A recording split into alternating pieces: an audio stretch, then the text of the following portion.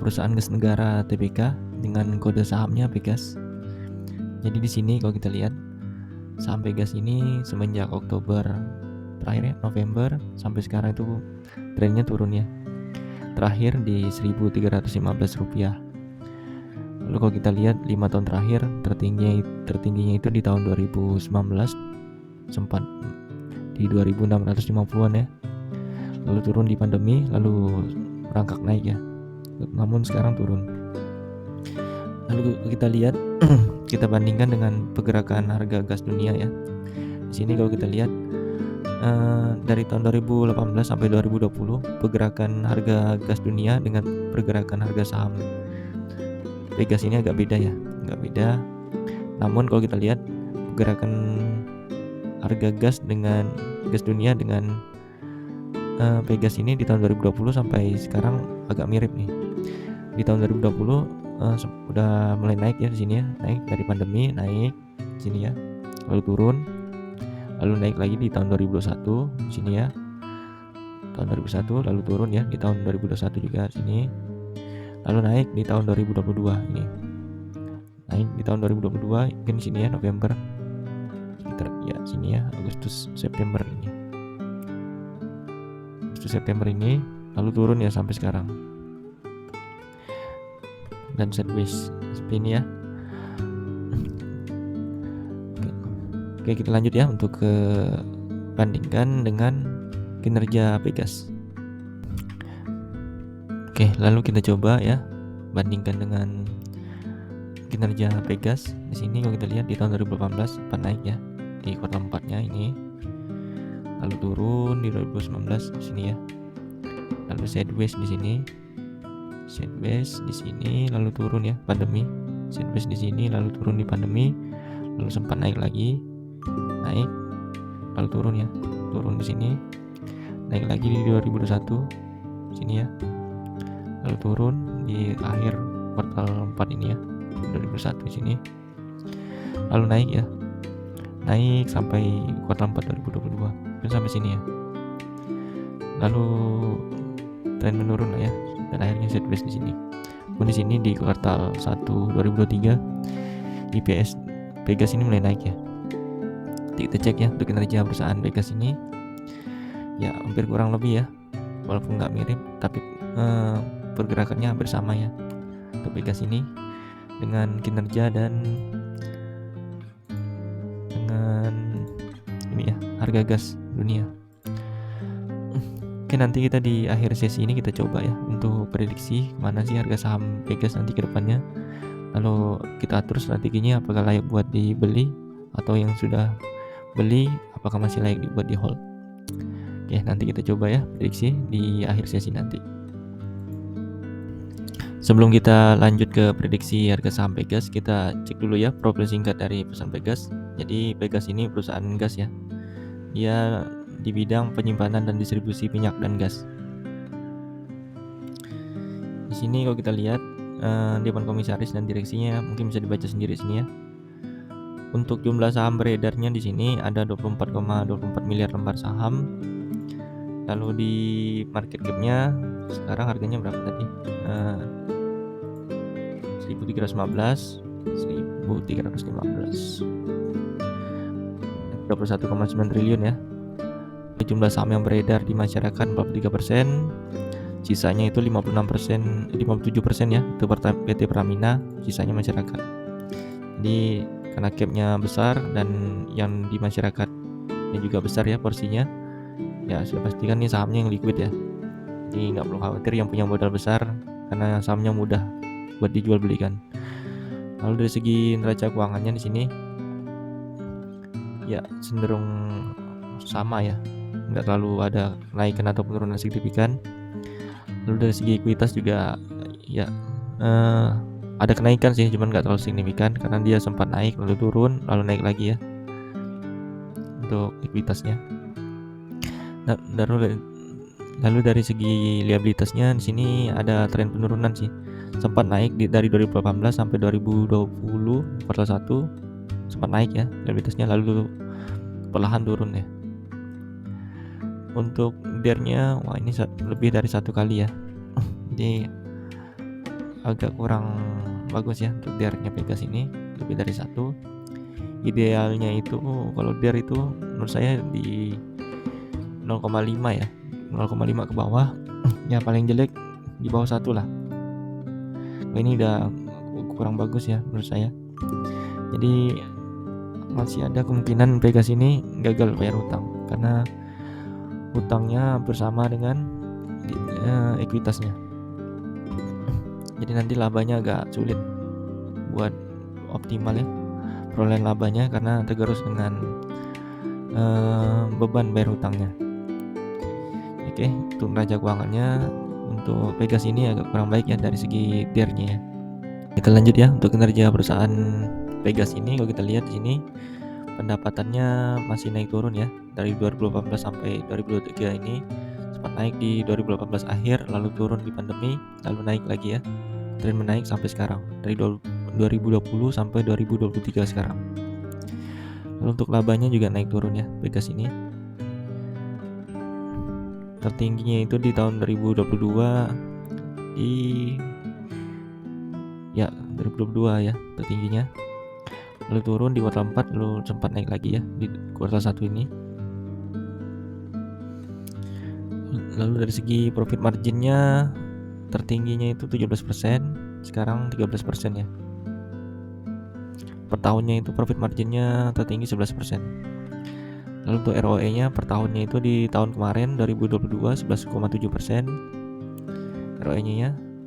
Lalu untuk tiap kuartal ini di kuartal 1 ini 3,3%. Kalau kita anggap di kuartal 2, kuartal 3, kuartal 4 ini sama ya sekitar 12,9 ya 13% ya. 13,2% lah.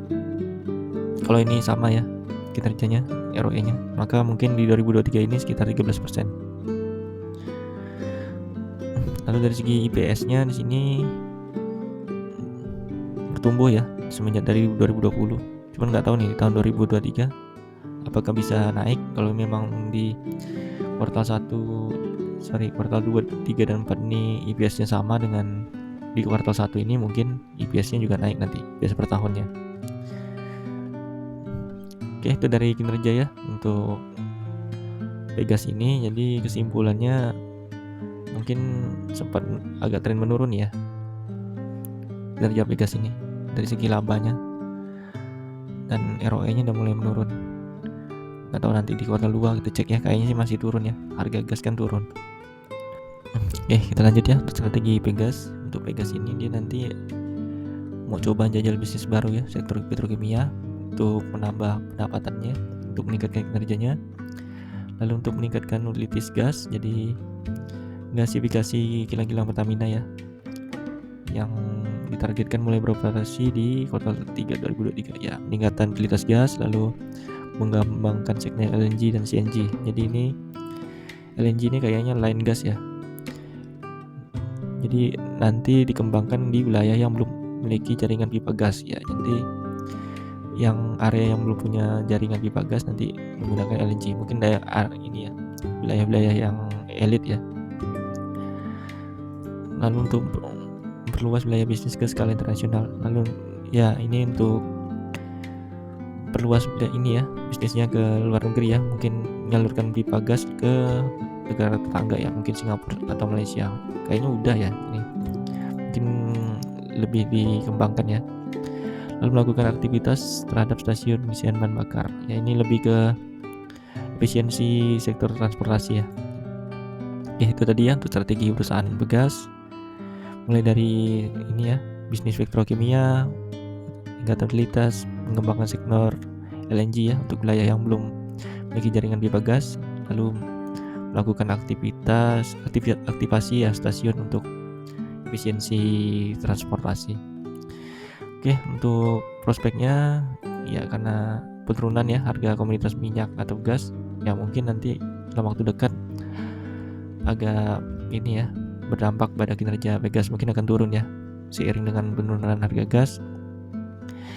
Lalu di sini Pegas juga akan buyback obligasi ya, mungkin seperti membayar hutang lah ya untuk menurunkan liabilitasnya, atau biar DER-nya nanti kurang dari 1 ya, biar ideal, karena sekarang kan DER-nya masih 1 ke atas ya, kurang baik, jadi labanya kurang maksimal karena yaitu ya kegerusnya kayak ini, gerus bayar utangnya.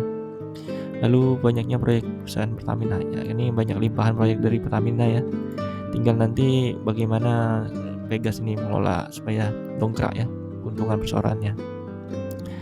Lalu dari segi kompetitornya sini ada AKR, Bull, ini Buana Lintas Lautan, lalu GTSI sama Rukun Raja atau Raja ya.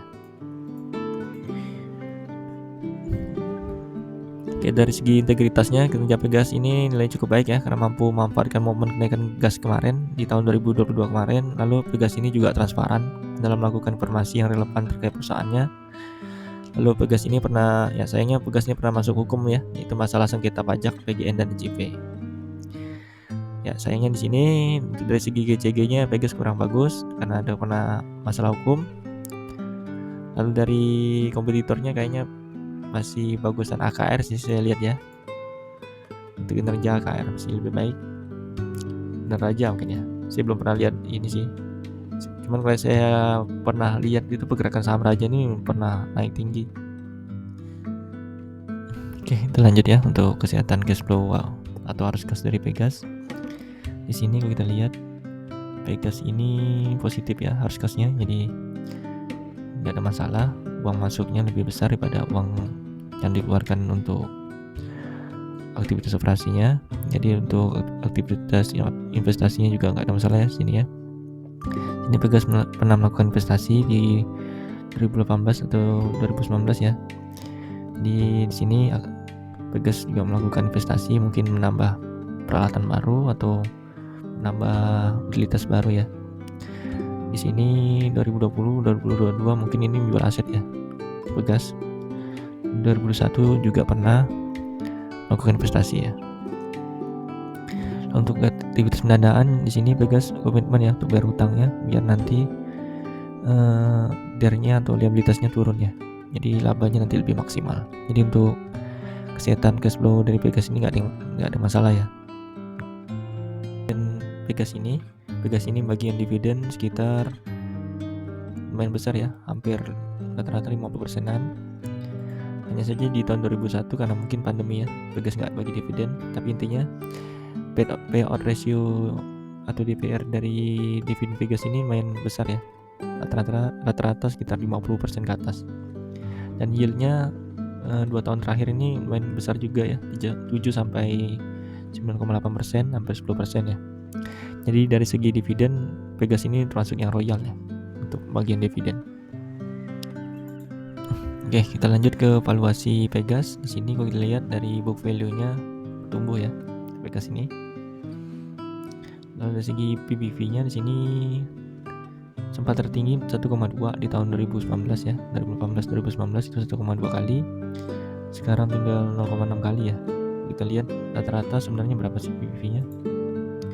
0,8 rata-rata PBV Pegas ini. Jadi ini di bawah rata-rata ya untuk PBV-nya. Ya mungkin masih dianggap undervalue ya PBV dari Pegas ini. Lalu untuk PER-nya di sini kecil ya, 4,7 kali.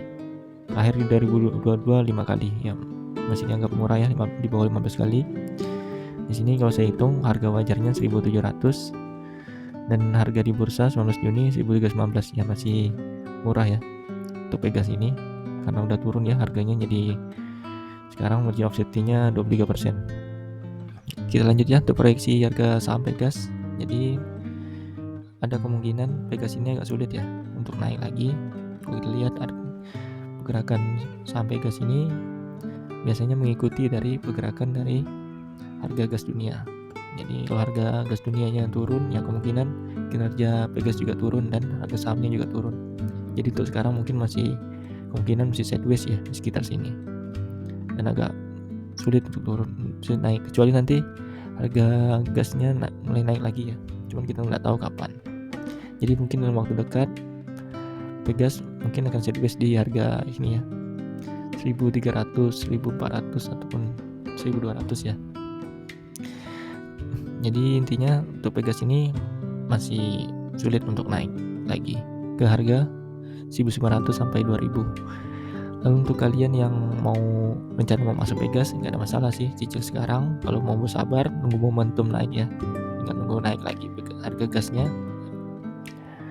Lalu untuk kalian yang lanjut nyangkut, ya kalau kalian mau menunggu ya rugi waktu ya. Kalau saya sih, kalau harga gasnya masih belum jelas ya naik, ya kemungkinan kalau kita nunggunya nggak tahu sampai kapan kan. Jadi ya idealnya sih kalau ada keuntungan dari saham lain, ya ini dicicil jual aja. Yaitu ya gitu ya strateginya. Mungkin itu aja sih informasi untuk Pegas ini. Mungkin di kuartal 2, kuartal 3 nanti kalau ada update akan kita update ya. Mungkin di Agustus kita akan update lagi Pegas ini. Ya terima kasih ya udah nonton sampai habis.